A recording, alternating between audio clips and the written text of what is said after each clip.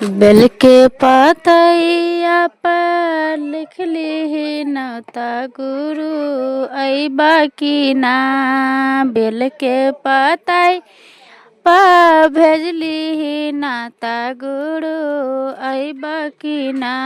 गुरु अइबा की ना। हमरे नगरिया में कोरिया बहुत गुरु अइबा की ना। हमरे नगरिया में कोरिया बहुत गुरु अइबा की ना। कोरिया के काया देवे बोला ए गुरु तो अइबा की ना। कोरिया के काया देवे बोला तू गुरु हो अइबा की ना।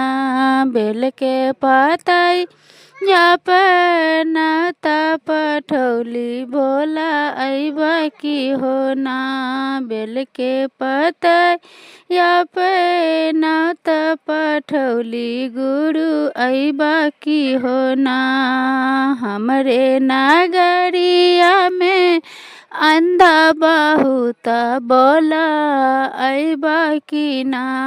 हमरे नगरिया में अंधा बहुत बोला अइबा की ना।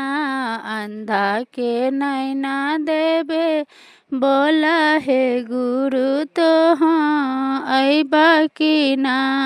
अंधा के नैना देवे बोला हे गुरु तो अइबा की ना। बेल के पतैया पे भेजली जे नौता गुरु अइबा की ना।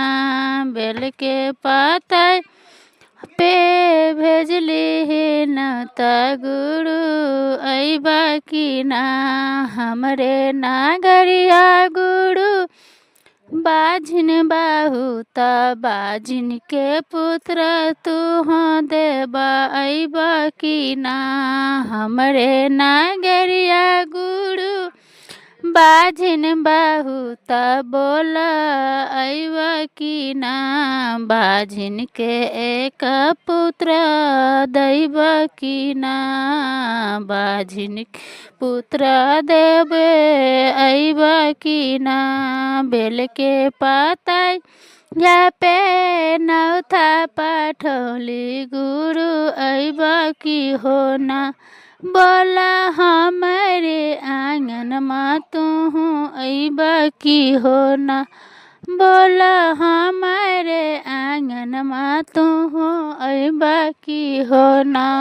हमरे आंगना